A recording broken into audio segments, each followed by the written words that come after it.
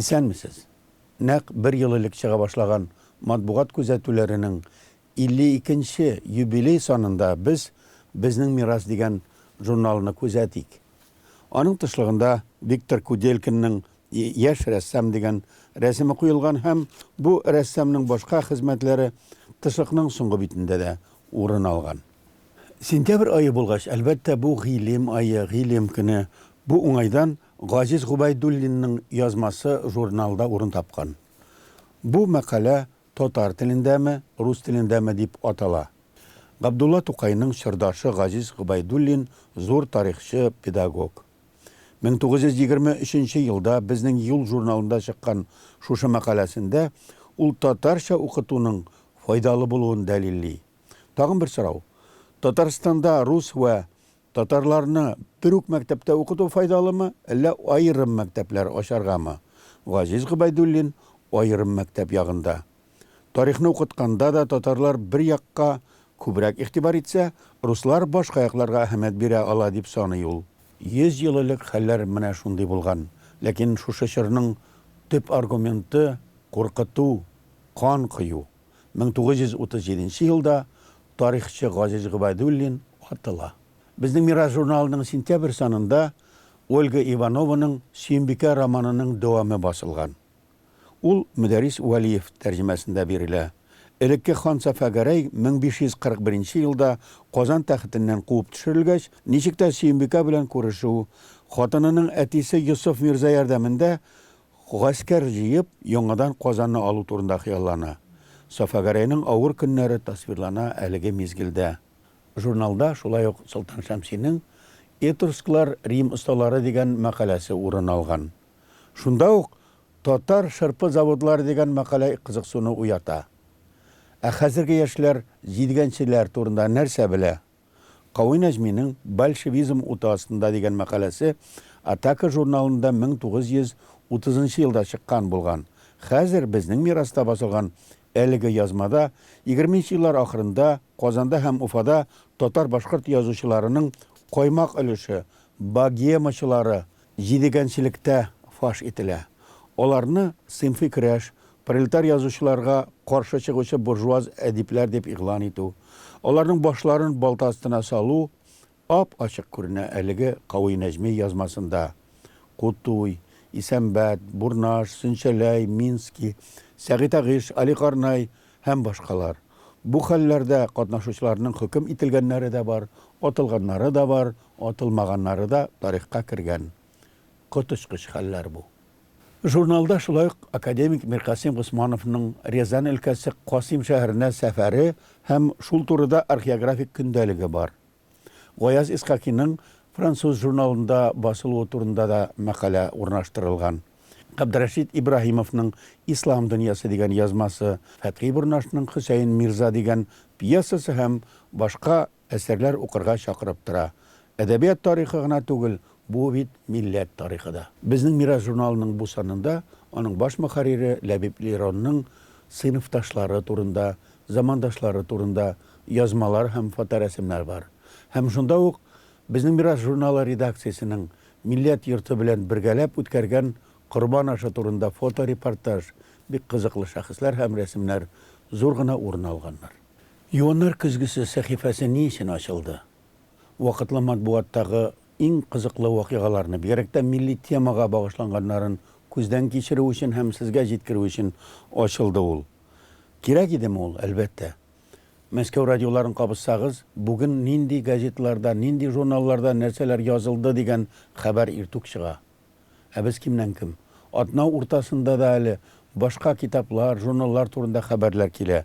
Ә татарлар сибелгән, алар Казанда нәрсә чыкканын, матбагада нәрсә булганын, телевизорда нәрсә эшләнгәнен белергә лаеклы һәм күпләре әле белергә өлгермиләр дә, күнекмәгәннәр дә. Менә шуның өчен без сезгә ярдәм күрсәтәбез. Игътибар итсәгез, без сезгә атна саен яңа чыккан газеталарны, журналларны кулга тотып, булгый-булгый ачып, битләрен күрсәтеп, тасвирларга тырышабыз, күнектерәбез. Менә бу сезнең матбага. Сез аны укыгыз, укымасагыз да белеп торыгыз. Бу безнең милли тормыш һәм безнең туплану, фикер һәм мәгълүмат ашагына мөмкин. Тонырга туры килә. Бәлки кайбер тапшырулар сезгә ошап та бетмәгәндер. Ләкин бер генә тапшыру да 52 тапшыруның берсе дә икенчесен һәм баш исемен кабатламады. Һәм аларның баш исемнәрендә иң актуаль темалар, матбугаттагы вакыйгалар күренеп торды. Менә карагыз нинди исемнәр алар. Татар матбугаты, ул матди тормышмы, рухиятмы? Интернет газетне, телевизор журналны алыштырмый. Милли мираска лаеклы варислар бармы? Милли зыялыларның жанын ниләр сызлата? Һәм башка баш исемнәр. Аларның һәр берсендә ниндидер зур иҗтимагый милли вакыйга ачыла. Игътибар итсәгез, без үзебезнең тапшыруларда дәүләт гәзитләренә дә игътибар бирдек, мөстәкыйль гәзитләрне дә яктырттык. Һәм бәлки алар, шулай өметләнәбез, менә шушы редакцияләр үзләренең сайтларына безнең тапшыруларны куярлар. Һәм безгә үзләренең тәкъдимнәрен, табышларын ачырлар. Кирәк булмаган темаларны күтәрсәк, яки риза булмасалар үзләренең тәнкыйтьләрендә җибәрерләр дип бик өметләнәбез. Әгәр дә үзебезнең матбагалар турында сөйләмәсәк, аларны укучы каян табыр? Аларга кемнәр язылыр? Хәзер бит абунәчеләр айлары, киләсе елга язылу подписка бара. Белми кала да укучы, аннан соң ел әйләнәсендә көтеп йөри, яки күршедән ала.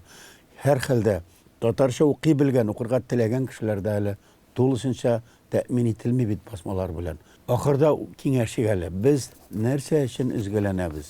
Нәрсә өчен бу хәбәрләрне сөйлибез? Ни өчен без шушы газета, журналлардан, китаплардан милләт турындагы язмаларны табып сезгә җиткергә омтылабыз? Сәбәпләр берничә.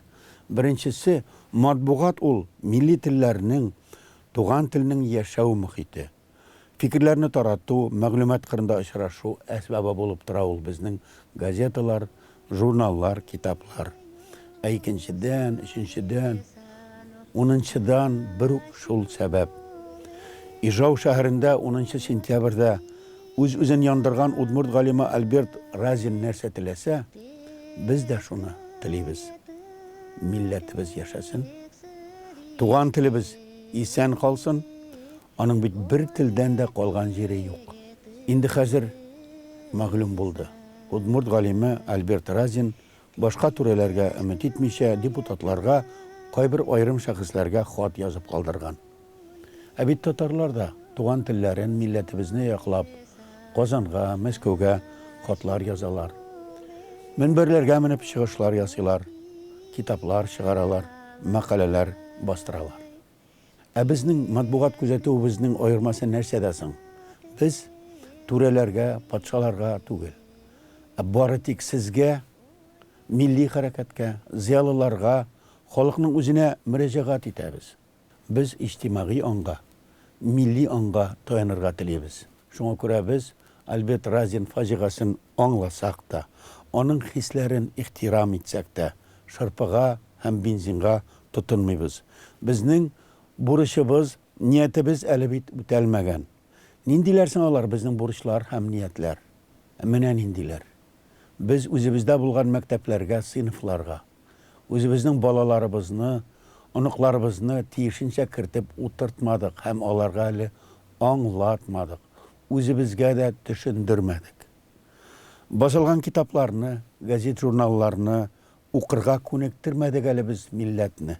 Үзебезнең телевидение, радио тапшыруларыбызны тыңларга һәм карарга, интернетны карарга кирәклеген төшендермәдек әле без.